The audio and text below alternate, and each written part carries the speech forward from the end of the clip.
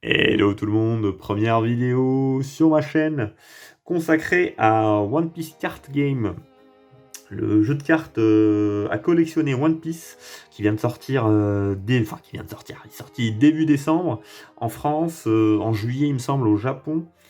Donc l'idée de cette première vidéo, c'est de vous expliquer un petit peu le concept, les règles du jeu, comment ça marche.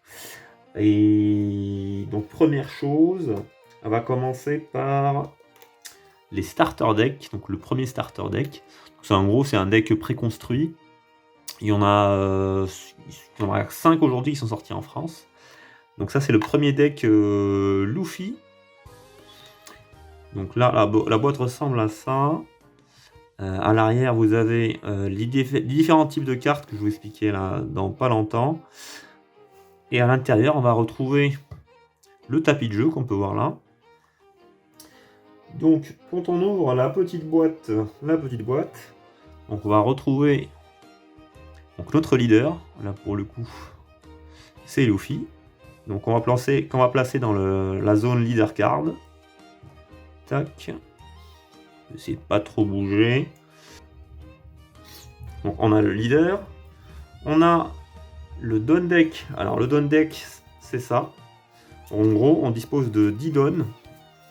Les 10 dons, en gros, c'est des espèces de cartes monnaie, on va dire, qui va vous permettre d'invoquer des personnages. Donc le deuxième deck, on le met comme ça. Et ensuite, donc on va retrouver le deck. Donc dedans, il y a différents personnages. On a des cartes événements, des stages. Donc tout ça, je vais vous expliquer. Donc première chose à faire, donc l'adversaire a l'équivalent de ça. On va déterminer qui va commencer son premier tour. Donc on va supposer que c'est à mon tour à moi. Donc, je mélange bien sûr mon deck au préalable. Une fois le deck mélangé, on met le deck dans cette zone là. Et première chose qu'on va faire, on va piocher 5 cartes.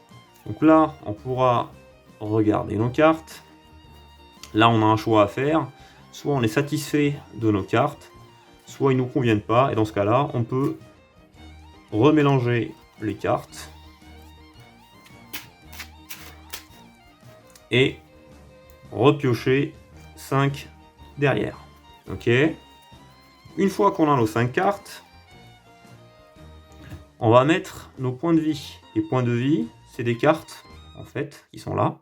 Et le nombre de points de vie est déterminé par le nombre qui est marqué sur votre carte leader, qui est tout en bas à droite. Donc là, il y avait marqué 5 ici.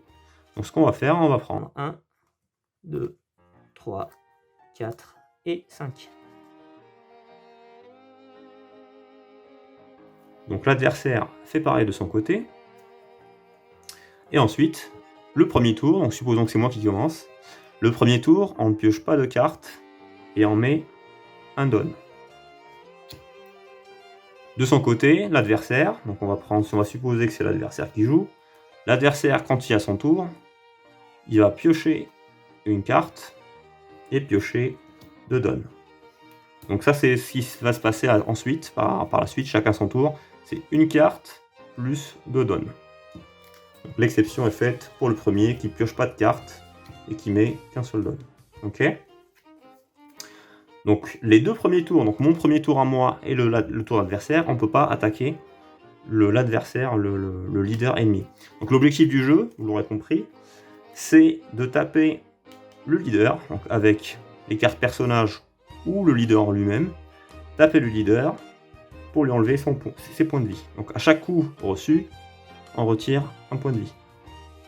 Donc là, on va commencer le premier tour. Donc mon tour à moi, j'ai un don. Donc moi j'ai un don ici. Donc pour 1 par exemple, je vais pouvoir invoquer Kalou. Donc je le mets là. Le coup de 1. Donc pourquoi j'ai pu invoquer Kalou? Parce que en haut de la carte personnage que vous voyez là, on a son coup ici, la valeur d'attaque, donc qui est à 3000, et un counter 1000 ici. Ça vous permet de vous défendre. Je vais vous expliquer ça après. Donc là, en gros, pour 1, du coup, donc l'équivalent de 1 don, je vais pouvoir placer mon Kalou ici. Donc une fois invoqué, donc j'ai consommé ce don. Donc il passe en mode passif. Donc là, mode actif, comme ça, mode passif. Donc comme je l'ai dit tout à l'heure, ce tour-là, on ne peut pas attaquer l'adversaire. Donc ce qu'on va faire, je dis fin de mon tour. Donc de son côté, l'adversaire, comme on l'a dit tout à l'heure, là je vais jouer comme si c'était l'adversaire qui a le même deck que moi, on va dire. Donc je pioche une carte et je mets 2 dons. Donc pareil, il ne pourra pas m'attaquer. De son côté, on va dire que cette carte elle n'est pas là. Donc pour 2 dons, il pourra invoquer par exemple Sanji avec un coup de 2. Il va mettre ses 2, il va placer les 2 dons en mode passif. Ok. Donc fin de tour de l'adversaire, ce que je fais, je remets en actif mon don et je pioche 2 dons. Je pioche une carte. Donc l'adversaire a un leader Zoro par exemple. On va prendre cet exemple là, ça va être plus simple. Donc le leader Zoro, il est là, on va dire. Je sais pas si on le voit toujours au niveau de la caméra. On va le mettre par exemple comme ça. Quand c'est mon tour, donc là cette fois-ci j'ai 3 dons.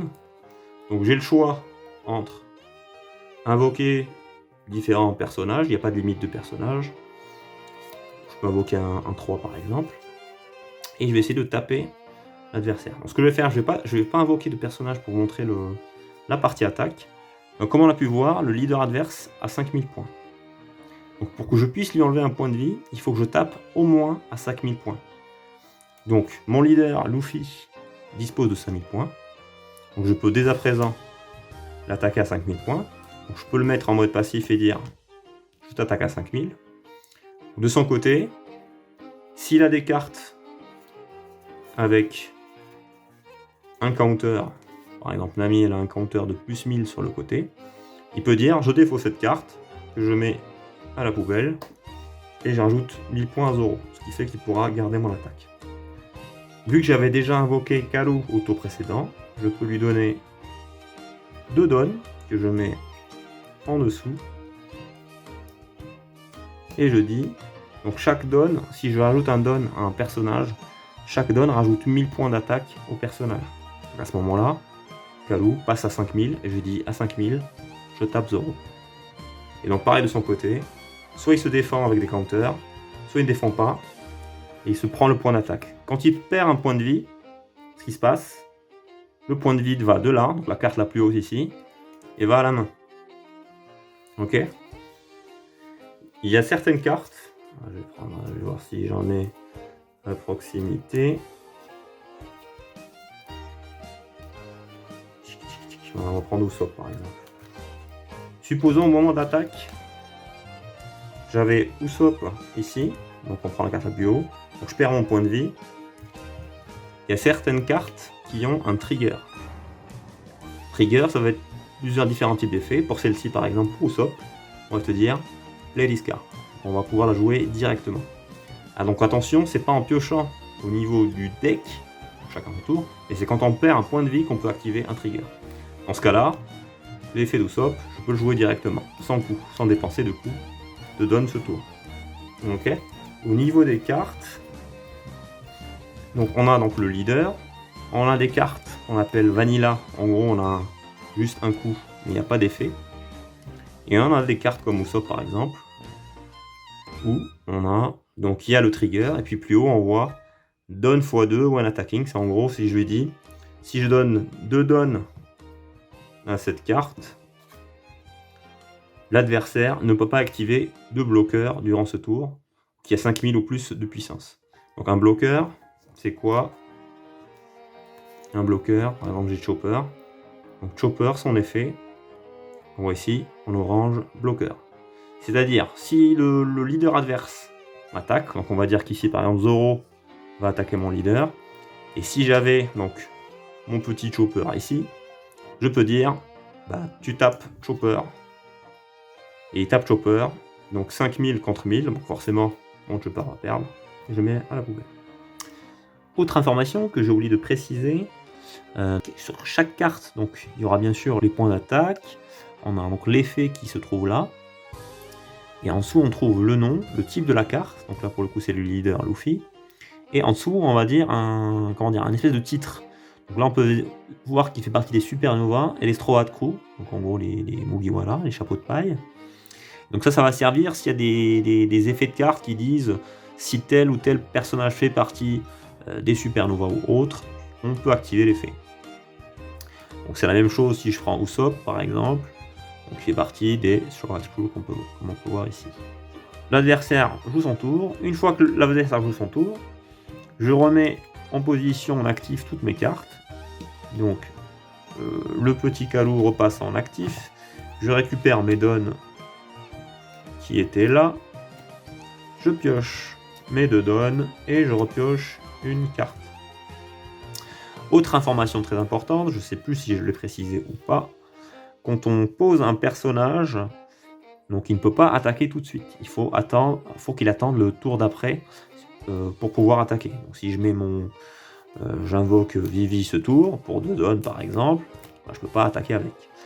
Or, exception faite pour les cartes dites type rush. Si je prends Sanji qui est là, il a un effet qui dit si je pose cette carte et que je lui donne 2 donnes, donc donne x 2, this character gains rush. Donc rush me permet d'utiliser mon Sanji tout de suite ce tour. Donc dès que je le pose, je peux attaquer avec. Autre information importante, supposons que l'adversaire possède exactement les mêmes cartes que moi, je ne peux pas attaquer un personnage dit actif. C'est-à-dire là, l'adversaire ne peut pas attaquer mon Kalou, mon Usopp, etc. Si j'attaque avec Sanji et que je le passe en mode passif, quand le leader adverse, quand l'adversaire jouera son tour, il pourra m'attaquer mon Sanji. Chose importante, quand c'est le tour de l'adversaire, les donnes qui restent là ne sont pas comptabilisées en plus. C'est-à-dire quand il va attaquer mon Sanji, il attaquera mon Sanji avec 4000 et non pas à 6000. Donc j'attaque à 6000, mais par contre à la défense, c'est que 4000. Comme pour le leader, s'il attaque mon Sanji, je peux le défendre moi-même avec des counters. Les cartes event ont différents types d'effets. Garde Pointo par exemple. Donc cette carte va pouvoir me rajouter 3000 points durant une bataille, mais ça s'active en contre, donc en défense. C'est-à-dire, si je prends un exemple, si mon adversaire tape mon leader à 5000 par exemple, je peux me défendre avec cette carte, avec un coût de 1, ce qui veut dire que je dois avoir au moins un don actif durant mon tour, donc pas consommé en mode passif comme celle-ci. Et donc pour 1, au moment de l'attaque, donc je peux mettre ce don en mode passif et je gagne 3000 points de défense. Donc je passe à 8000 pour me protéger. Donc ça c'est les cartes event. Et pour terminer, on a ce qu'on appelle les cartes stage qu'on peut voir ici. Il n'y en a pas encore beaucoup à l'heure où je vous parle. Donc les decks rouges possèdent le Sunny. Encore faut-il que je le retrouve. Donc pour un coup de 2, je peux le mettre là. Et donc lui, il reste en fait sur le terrain. Et donc ça me dit, si je reste ce stage, un de mes personnages ou leaders Mugiwara sur le terrain gagne 1000 points durant ce tour. Concrètement, supposons que j'avais la carte en main, donc je mets 2 donnes en mode passif, je la pose sur le terrain, et donc si j'active son effet, je la passe en mode passif, et je fais gagner 1000 points à l'un de mes personnages. Donc chaque deck c'est 50 cartes, donc pas plus, pas moins, plus le leader. Donc il faut avoir 50 cartes, plus le leader, et bien sûr les 10 donnes, mais ça c'est à part. Donc on a bien 10 donnes, 50 cartes, plus leader. Pour le nombre de cartes, il y a une limite de 4 cartes. Donc par exemple Flanky, je ne peux pas avoir plus de 4 cartes. Je peux mettre 1, 2, 3 dans mon deck jusqu'à 4, mais pas plus. Donc limite de 4. Voilà, je pense qu'on a fait le tour. Donc le vainqueur en gros c'est celui qui va pouvoir enlever tous les points de vie de l'adversaire, et donc au prochain coup qu'il prend sans les points de vie, c'est la victoire. Voilà, j'espère que je n'ai rien oublié. Alors le jeu est très accessible, je trouve que c'est vraiment très accessible, très simple à jouer, mais par contre pas du tout simpliste, c'est-à-dire qu'il est vraiment complexe, notamment grâce et à cause des dons, parce qu'on ne sait jamais s'il vaut mieux utiliser ces dons pour invoquer tel ou tel personnage, ou donc utiliser les dons pour activer des effets, ou au contraire les utiliser pour plus de puissance. Donc il y a vraiment toute une dimension stratégique qui est vraiment très poussée, et ça pour le coup c'est super cool. Et en plus, du coup, c'est One Piece, donc voilà, voilà. Moi, je surkiffe en tout cas, je m'y attendais pas du tout. Donc je vous expliquerai un peu plus tard, je vous montrerai des boosters, je vous donnerai plus de visibilité sur les news, les actualités, les sorties des différents boosters, à quoi ressemble un booster, les displays, donc les displays c'est l'espèce de box avec 24 boosters. La dimension tournoi également, je participe aujourd'hui à quelques tournois en boutique, en local, c'est vraiment très chouette, on rencontre des gens. Il y a plein de choses très sympas autour du jeu. Donc merci beaucoup d'avoir regardé cette vidéo jusqu'ici, si vous êtes toujours là. Et puis bah, n'hésitez pas à me poser des questions sur l'espace commentaire. Je veillerai à répondre à tout le monde.